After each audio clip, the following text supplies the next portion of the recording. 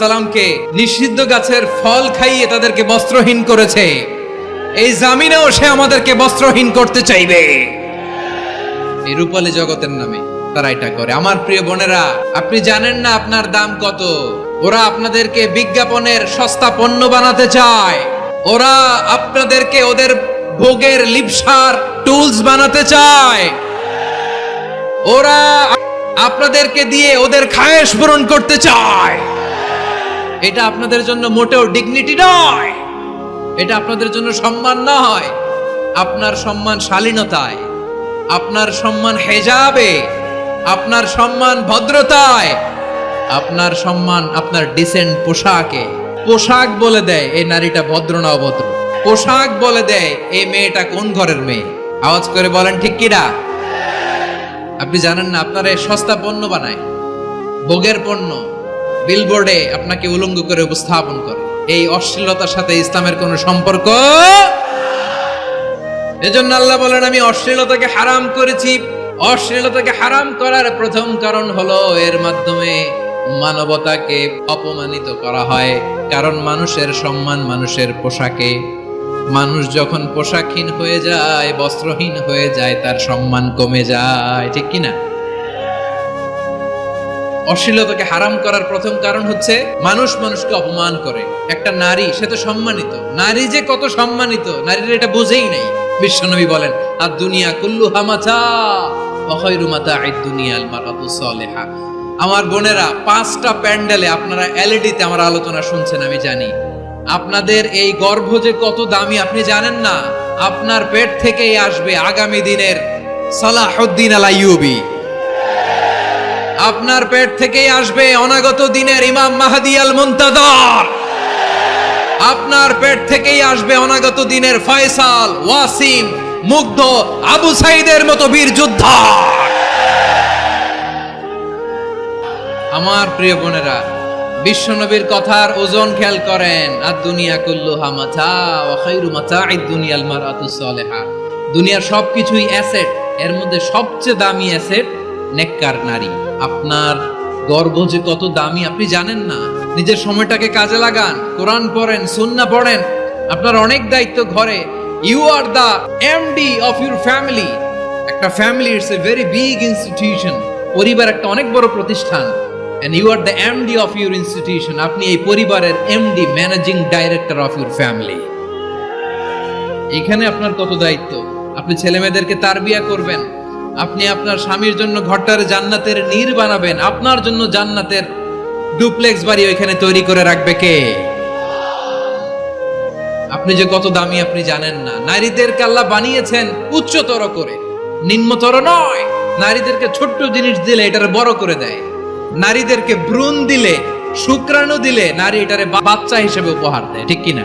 বিয়ের মাধ্যমে স্বামী যখন তার শুক্রাণু তার স্ত্রীকে উপহার দেয়, স্ত্রী রিটার্নে কি উপহার দেয়? ফুল ফর্ম বেবি, মানব সন্তান। দেখছেন, আপনি দিলেন একটু, উনি দিছে বিশাল। আপনি যদি নারীকে বাজার এনে দেন, নারী এটাকে সুস্বাদু খাবারে রূপান্তর করে দেয়। আপনি তাকে একটা মুচকি হাসি দিয়ে দেন, সে তার কলিজা দিয়ে দেয়। কিন্তু যদি আপনি তার মনে কষ্ট দেন, সে আপনার জীবনকে জাহান্নাম বানায়া দেয়। খবর আছে, নারীর মন বুঝতে পারলে নেয়ামত, বুঝতে না পারলে কিয়ামত, ঠিক কিনা বলেন? আমার প্রিয় বোনেরা, আপনি যে কত দামি আপনি জানেন না। জানেন না আপনি কত দামি, অনেক দামি আপনি। আপনাদেরকে যেন ভোগের সস্তা পণ্য বানাতে না পারে, আপনাদেরকে সচেতন থাকতে হবে, সজাগ থাকতে হবে, কনসার্ন থাকতে হবে। শয়তানের ওই হাতছানির দিকে আর নজর দেওয়া যাবে না। তাহলে কেন আল্লাহ তাআলা এই ফাহশা, অশ্লীলতাকে হারাম করলেন? 1 নাম্বার, এতে হিউম্যান ডিগনিটি কমে। 2 নাম্বার, এতে মানুষের অধিকার নষ্ট হয়। আপনি বিয়ে করেছেন, এরে পরকিয়া করেন, ওর সাথে এরকম আছে না নাই? স্ত্রীর অধিকার নষ্ট করেছেন। আপনি বিবাহ সম্পর্কে আবদ্ধ হয়েছেন তার সাথে, আপনি পরকিয়া করেন ওই ছেলের সাথে, আপনি আপনার হাজবেন্ডের সাথে বিট্রে করেছেন। এজন্য আল্লাহ অশ্লীলতাকে হারাম করেছেন।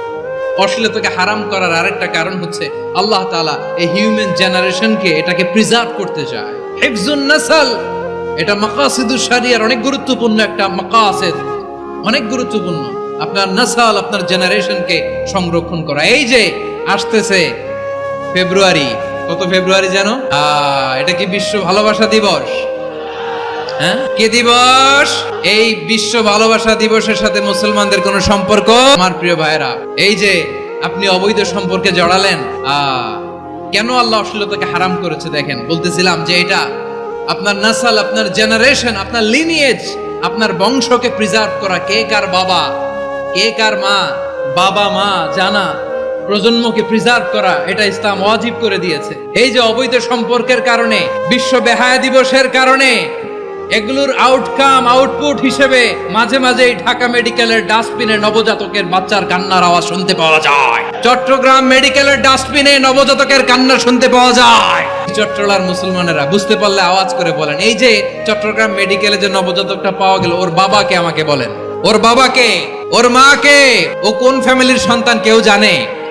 আপনি হিউম্যান ডিগনিটিকে অপমান করেছেন না? আপনি তার ভবিষ্যৎকে অন্ধকার করেছেন না?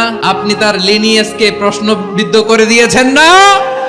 এই জন্য আল্লাহ তাআলা অশ্লীলতাকে আমাদের জন্য হারাম করে দিয়েছেন। পড়েন, এই জন্য রব্বুল আলামিন বলেন, কুল ইন্নামা হারামা রাব্বিয়াল ফাওয়াহিশা মা যাহারা মিনহা ওয়া মা বাতান। প্রকাশ্য অপ্রকাশ্য সব অশ্লীলতাকে হারাম ঘোষণা করে দিয়েছে কে? আবার দুনিয়ার বুকে যারা অশ্লীলতার প্রসার করে তাদের জন্য শাস্তি মজুদ রেখেছে কে?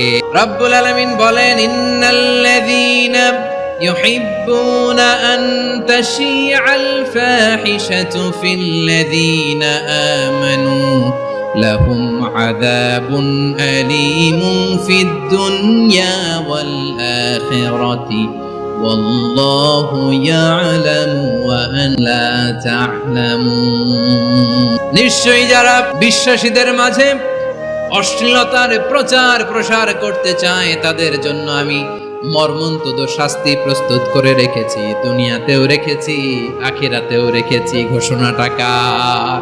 যারাই নাটকের নামে, সিনেমার নামে, রূপালী জগতের নামে, মুভির নামে, ওটিটি প্ল্যাটফর্মের নামে আমার সমাজে অশ্লীলতা ছড়াতে চায় তাদের জন্য কঠিন মর্মন্তুদ শাস্তি মজুদ রেখে দিয়েছে কে? ও আমার বোনেরা, এখনো আপনি জাগবেন না? এখনো আপনার চিন্তার দুয়ারে এখনো নাড়া পড়ে নাই? ওরা আপনাকে উলঙ্গ বানাতে চায়, ওরা আপনাকে আইটেম গার্ল বানাতে চায়। এজন্য ইসলাম অশ্লীলতাকে হারাম করেছে। হারাম। ইসলাম বলেছে দুজন দূরে থাকো, ওরা বলে না কাছে আসো, কাছে আসার গল্প, ক্লোজ আপ ওয়ান, কাছে আসার গল্প আছে না? নাই? চট্টগ্রামে তো এগুলো নাই মাশাআল্লাহ। হ্যাঁ, এখানেও আছে ক্লোজ আপ ওয়ান, কাছে আসার গল্প। আল্লাহ বলেন, ওয়ালা তাকরাবুজ জিনা, কাছেও এসো না, জিনা থেকে দুজন কিলো দূরে থাকো, ওরা বলে কাছে আসার গল্প। আমার বীর চট্টলার ভাইয়েরা, কাছে আসতে হলে আমরা কোরআনের কাছে আসব, কাছে আসতে হলে নবীর কাছে আসব, কাছে আসার গল্প হবে আমার রবের কাছে আসার গল্প। চিল্লায় বলো ঠিক কি না? আওয়াজ করে বলুন, অশ্লীলতার সাথে আমাদের কোনো সম্পর্ক? আমরা এই সমস্ত ক্লোজ আপ ওয়ান, কাছে আসার গল্পের প্রোগ্রামে যাব? আমরা কোন ধরনের অশ্লীল কন্টেন্ট সোশ্যাল মিডিয়ায়, টিভিতে দেখব? কি যুগ যে আমরা কাটাচ্ছি আপনি কল্পনা করতে পারবেন না। নারী পুরুষের বস্ত্রহীন যুগল দৃশ্য, এটাকে দিয়ে ওরা কোটি ডলারের ইন্ডাস্ট্রি বানিয়েছে। পুরো মানব ইতিহাসে এরকম জঘন্য সময় মানব ইতিহাস পার করে নেয়। শরীফ থেকে শরীফা শুনছেন আপনারা? দেখতে পুরুষ, আসলেই পুরুষ, সুস্থ একজন পুরুষ, 4 সন্তানের বাবা, বলে আমি মনে নারী। দেখতে নারী, সুস্থ নারী, আসলেই সে দিব্যি একজন নারী, বলে আমি মনে পুরুষ। সুস্থ পুরুষ তার বায়োলজিক্যাল গ্রোথকে হরমোন দিয়ে স্টপ করে দিয়ে সে সার্জারি করে নারী হতে চায়। সুস্থ নারী পুরুষ হতে চায়। পুরুষ পুরুষের প্রতি সেক্সুয়ালি আকর্ষণ বোধ করে। এটা লূত আলাইহিস সালামের কওমের মধ্যে ছিল। এটাকেও আল্লাহ কোরআনে ফাহিশা বলেছেন। ওয়ালুতান ইয ক্বালা লিকাওমিহি আতাতুনাল ফাহিশাতা মা সাবাকাকুম বিহা মিন আহাদিম মিনাল আলামিন। লূত আলাইহিস সালাম বললেন, তোমরা কি এমন এক অশ্লীল কার্যক্রমে ডুব দিলে নাকি যেটা গোটা বিশ্বের কেউ কখনো করে নাই, তোমরাই প্রথম করেছো। পড়েন নাউযুবিল্লাহ।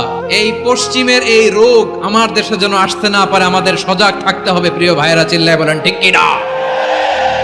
পশ্চিমের অবস্থা ভয়ঙ্কর। পাশ্চাত্যে আমি যুক্তরাষ্ট্রে ছিলাম অনেকদিন, কয়েক মাস, বিভিন্ন স্টেটে ঘুরেছি। গার্ডিয়ানরা উদ্বিগ্ন, ছেলে মেয়েদেরকে, ছোট্ট ছেলে মেয়ে, ওদেরকে জিজ্ঞেস করে তুমি how do you feel right now inside yourself, তুমি ভিতরে কেমন ফিল করো, তোমার কি ছেলে লাগে না মেয়ে লাগে? আচ্ছা বলেন, এই ছোট্ট বাচ্চাটাও কি এগুলো জেন্ডার অ্যাসাইনমেন্ট বলতে এগুলো কিছু বুঝে? এইভাবে মিসগাইড করা হচ্ছে। কৌতূহল বশত ছোট্ট ছেলে যদি বলে আমার তো মেয়ে লাগে, তখন বলে যে না তুমি মেয়ে, ছেলে না। মা বাবা বাধা দিলে ওকে আলাদা গভর্নমেন্ট হাউসে নিয়ে যাবে। ভয়ঙ্করতম অবস্থা। আমরা একটা সময়ে শুনতাম যে হুজুর আমার ছেলেটা খুব ভালো, হাফেজে কোরআন, আল্লাহওয়ালা। হুজুর আমার ছেলে দাড়ি রাখছে, আল্লাহওয়ালা। হুজুর আমার ছেলে 5 ওয়াক্ত সালাত জামাতের সাথে পড়ে, তার মানে আল্লাহওয়ালা। পশ্চিমে যে আমি কি শুনছি জানেন? ওরা বলে হুজুর আমার ছেলেটা ইউনিভার্সিটির একটা মেয়ের সাথে প্রেম করে, ও খুব আল্লাহওয়ালা, হুজুর দোয়া করবেন। এর কারণ ওদের কাছে আল্লাহওয়ালার ক্রাইটেরিয়া হচ্ছে হুজুর আমার ছেলেটা আরেক ছেলের পছন্দ করে নাই, আমার মেয়েটা আরেক মেয়েকে ভালোবাসে নাই, এজন্য আমার ছেলেটা আল্লাহওয়ালা, হুজুর ওর জন্য একটু দোয়া করে দিয়েন। কি চ্যালেঞ্জ ওরা ফেস করতেছে। ওনার ছেলে যে আরেক ছেলেরে বিয়ে করবে না, এটাতেই উনি খুশি যে আলহামদুলিল্লাহ আমার ছেলেটা একটা মেয়েরে ভালোবাসে, আমার মেয়েটা একটা ছেলেরে ভালোবাসে, মানে এটা খুব আল্লাহওয়ালা। নাউজুবিল্লাহ পড়তে পারলেন না? অশ্লীলতার সাথে আমাদের কোন সম্পর্ক? রব্বুল আলামিন বলেন ওয়ায়ানহা আনিল ফাহশাই ওয়াল মুনকারি ওয়াল বাগি, তিনটা জিনিসকে আমি নিষিদ্ধ করলাম। এক নাম্বার হলো ফাহশা, অশ্লীলতা। 2 নম্বরে হলো মুনকার, সমস্ত মন্দ কাজ। আপনাদের মনোযোগ আছে না? শেষ করে দিব, আর 2-1 মিনিট শুনবেন? আচ্ছা বলি তাহলে, আর 2-1 মিনিট। তাহলে নিষেধাজ্ঞা জারি করেছেন 3টা জিনিসের উপর। 1 নাম্বার কি?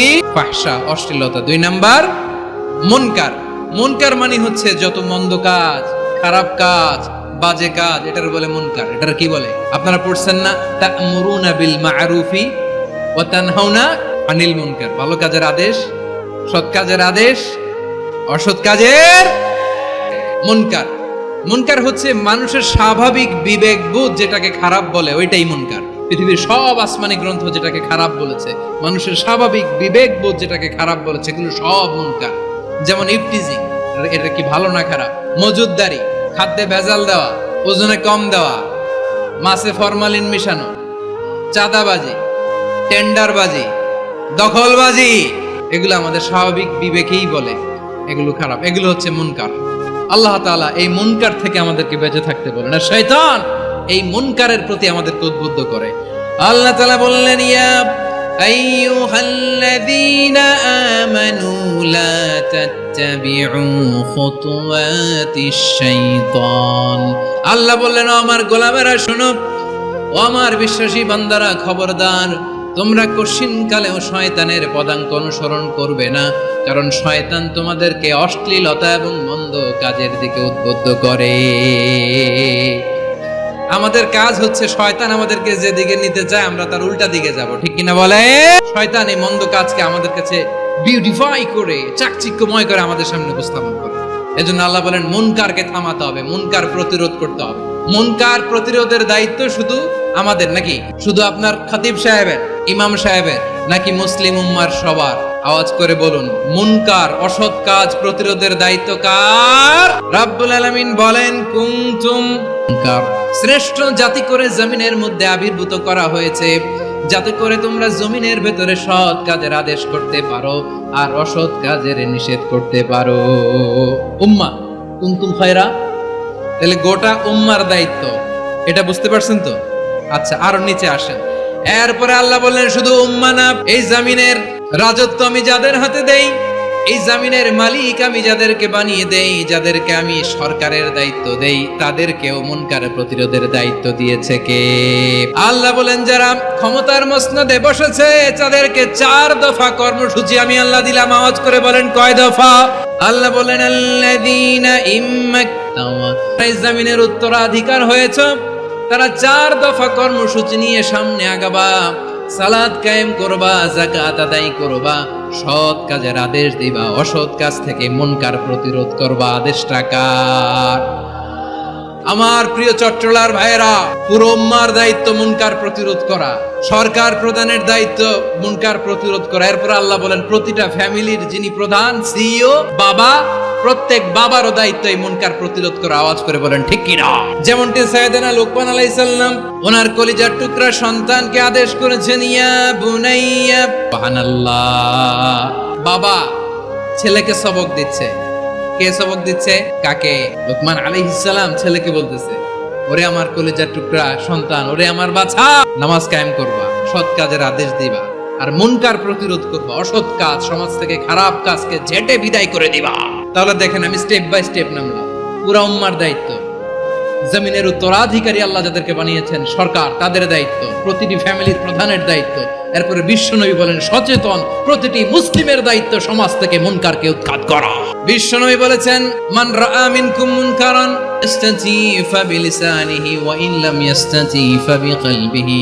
যে মুনকার দেখবে, খারাপ কাজ দেখবে, সেজন্য হাত দিয়ে সেটাকে থামায়। কি দিয়ে?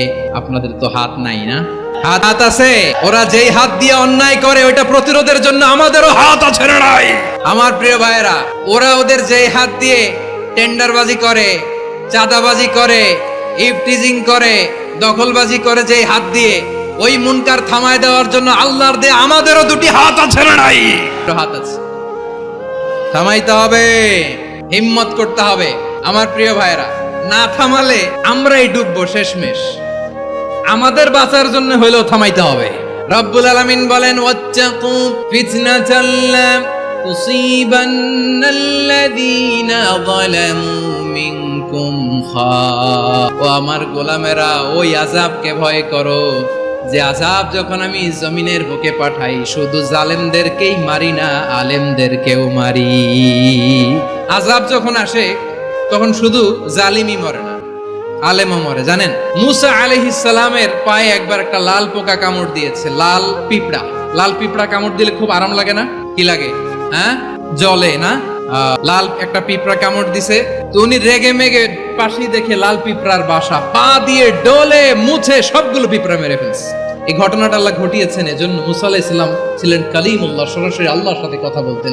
তিনি আল্লাহকে জিজ্ঞেস করেছিলেন, আল্লাহ তুমি যখন কোন জনপদে আযাব পাঠাও, শাস্তি দাও, ওখানকার শুধু জালেমরাই তো মরে না, ভালো মানুষগুলাও মরে, তো আযাব দিবা মুশরিকদের উপর দিবা, অবাধ্যদের উপর দিবা, ভালো মানুষগুলারে মারো কেন? আল্লাহ বললেন, মুসা তোমার যে কামড় দিছিল পায়ের মধ্যে পিঁপড়া, কয়টা পিঁপড়া? জোরে বলেন। একটা পিঁপড়া, তো সবগুলারে মারলা কেন? রেগে মেগে পুরো পিঁপড়ার বাসা ভেঙে মেসাকার করলা কেন? এই মুসা, আমি যখন অ্যাকশনে যাই, আমি যখন শাস্তি দেই, তখন এত বাস বিচার করা হয় না, বাস বিচার করা যায় না। যখন অ্যাকশনে যাওয়া হয় ওইটা ডাইরেক্ট অ্যাকশন হয়ে যায়। চিল্লায় বলো ঠিক কিনা? এজন্য আমাদের বাঁচার জন্য হলে ওই পাপ থামাতে হবে, এই শয়তানের অট্টহাসি থামাতে হবে, অন্যায় অপরাধ সমাজ থেকে আমাদের থামাতে হবে। কারণ আযাব আসলে ওরাও মরবে, আমরাও মরবো। একটা জাহাজ 2 তলা, আপনি আছেন 2য় তলায়, শুনতেছেন? জাহাজ কয় তলা? আপনি কোন তলায়? 2য় তলায়। নিচের তলার কিছু লোক জাহাজের তলা ছিদ্র করতে আরম্ভ করছে। কি ছিদ্র করতেছে? আচ্ছা, জাহাজের তলা ছিদ্র করলে তলা দিয়ে কি ঢুকে? এখন আপনি যদি বলেন আমার কি, আমি তো 2 তলায়, আমার কি, আমি তো সেফ, আমি ইন দ্য সেফ জোন, আমি তো ভালো আছি, ওরা ছিদ্র করে ওরা মরবে। আসলে কি শুধু ওরা মরবে, নাকি তলা ফুটো হলে ভিতরে পানি ঢুকলে আপনারও সলিল সমাধি হবে? তলা দিয়ে যখন পানি ঢুকবে, জাহাজ ঢুকলে আপনিও মরবেন। এজন্য নিজে মরার আগে ওই পাগলগুলোর নিচতলায় যে থামাতে হবে। চিল্লায় বলেন ঠিক কিনা? এজন্য আল্লাহ বললেন, মুনকার প্রতিরোধের দায়িত্ব সমাজের টপ টু বটম সবার। পুরো উম্মার দায়িত্ব, সরকার প্রধানের দায়িত্ব, প্রতিটি ফ্যামিলির প্রধান বাবার দায়িত্ব। বিশ্বনবী বললেন প্রতিটি সচেতন মুসলিমের দায়িত্ব।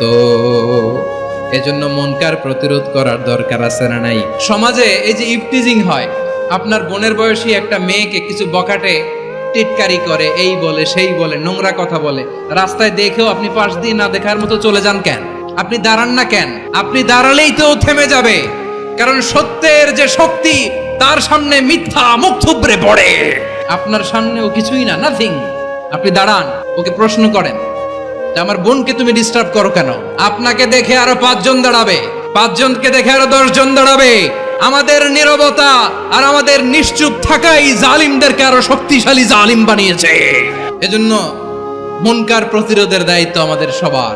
টেন্ডারবাজি, চাঁদাবাজি, দুর্নীতি, অপরাধ, দখলদারিত্ব, মজুদদারি, এগুলো সব কিছু একসাথে প্রতিরোধ করতে হবে, ঠিক কিনা বলেন? একটা মানবিক সমাজ যদি চাই, প্রতিরোধ করতে হবে। প্রিয় ভাইয়েরা, আল্লাহর শপথ নিয়ে বলি, এই নাসিহাতগুলো সবার জন্য, সব দলের জন্য, সব মতের মানুষের জন্য। আমরা কোনো দলের প্রতি মানুষকে ডাকি না, আমরা ডাকি ইসলামের দিকে। সব দলের, সব মতের, সব মানুষদেরকে আমরা আহ্বান জানাই, আসুন আমরা একটা সুন্দর সমাজ বিনির্মাণ করি। এই যে নতুন বাংলাদেশের এক সুযোগ এসেছে, আর জীবনে হয়তো আসবে না, সামনের 100 বছর এই সময় আসবে না। আসুন দেশটাকে আমরা সাজাই, আসুন আমরা দুর্নীতি বন্ধ করি, আসুন আমরা চাঁদাবাজি বন্ধ করি, আসুন আমরা দখলদারিত্ব বন্ধ করি, আসুন আমরা এক দল আরেক দলকে নিশ্চিহ্ন করার যে রাজনীতি, এটা বন্ধ করি।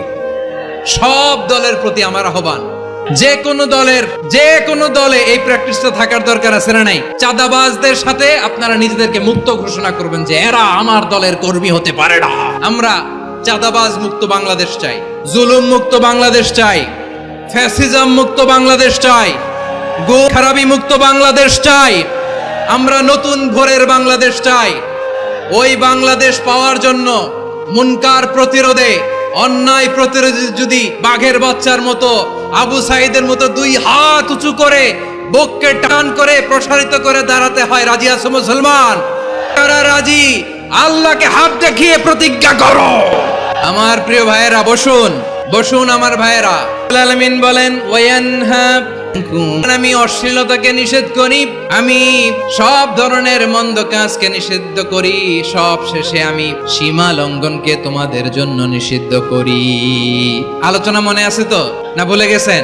নিষিদ্ধ করেছেন কয়টা জিনিস? 1 নম্বরে অশ্লীলতা, 2 নম্বরে মুনকার তথা সব মন্দ কাজ, 3 নম্বরে আল বাগি, সীমা লঙ্ঘন, ক্রসিং দ্য লিমিট। সীমা লঙ্ঘন করা ভালো না। We all should know our limits. চিল্লায় বলেন ঠিক কিনা? একই আয়াতে আল্লাহ বললেন, কুল ইন্নামা অবাধ্য হয় যে সীমা লঙ্ঘন করে, তাদেরকেও আমি এটা হারাম করে দিলাম। সীমা লঙ্ঘন করা হারাম। আল্লাহ বারবার আমাদেরকে ওয়ার্নিং দেয়। যখন আমরা থামি না, তখন আল্লাহ ধরে, আর যখন ধরে তখন ছাড়ে না। ধরলে আল্লাহ ফেরাউনকে কিন্তু হুট করে ধরে নাই। আপনারা জানেন 9 বার ওয়ার্নিং দিয়েছে ফেরাউনকে। আল্লাহ তাআলা ওয়ার্নিং দিয়েছিল কয়বার? বীর চট্টলার, বীর সেনানীরা আওয়াজ করে বলেন, ফেরাউনকে ধরার আগে ওয়ার্নিং দেয়া হয়েছিল কয়টা? রব্বুল আলামিন বলেন, মুসা দেখিয়েছি 1 2 3 বারবার, এইভাবে রিমাইন্ডার, ওইভাবে রিমাইন্ডার, এইভাবে নসিহত, ওইভাবে দাওয়া। ফাকুলা লাহু কওলান লাইয়িনা, নরম করে বলো, সফট করে বলো, যত ওয়ে হতে পারে দাওয়া মেথডোলজির। মুসা আলাইহিস সালামের সব অ্যাপ্লাই শেষ। 10ম বারে যে আল্লাহ ধরছে, 10ম বারে যে ধরেছে। এজন্য আল্লাহ বলেন, আমি সীমা লঙ্ঘনকে পছন্দ করি না। কোরআনের অন্য আয়াতে বাগীকে বলা হয়েছে আল ইতিদা, লঙ্ঘন যারা করে তাদেরকে আল্লাহ বলেছেন মুতাদিন ফি সাবিলিল্লাহি। সীমা লঙ্ঘনকারীদেরকে কোশ্চিন কালেও পছন্দ করি না। আমরা যেন সীমা লঙ্ঘন না করি, রাজি আছেন তো? যে কোনো ক্ষেত্রে ইবাদতে যেন সীমা লঙ্ঘন না করি। অনেকে আমরা ইবাদতে সীমা লঙ্ঘন করে ফেলি। বিশ্বনবী সাল্লাল্লাহু আলাইহি ওয়াসাল্লাম যেটা শিখিয়েছেন, এর বাইরে যে অতিরিক্ত বুজুর্গ হতে চায়, এরকম আছে না নাই? করা যাবে না, কোনো ক্ষেত্রেই সীমা লঙ্ঘন করা যাবে, এমনকি যুদ্ধ ক্ষেত্রেও না। বিষ্ণু ইসলাম বলেন, খবরদার যুদ্ধ ক্ষেত্রেও সীমা লঙ্ঘন করো না। কি সুন্দর ইসলাম আমরা পেয়েছি। বিশ্বনবী বলেন, খবরদার যুদ্ধের ময়দানে কোনো নারীর গায়ে হাত তোলো না, কোনো শিশুর গায়ে হাত তোলো না, কোনো গবাদি পশু হত্যা করো না, কোনো শস্য ক্ষেত্র ধ্বংস করো না, ইবাদতরত অন্য ধর্মের কোনো সন্ন্যাসীর গায়ে হাত তোলো না। বলেন সুবহানাল্লাহ। তাহলে আমরা সীমা লঙ্ঘন করতে পারবো?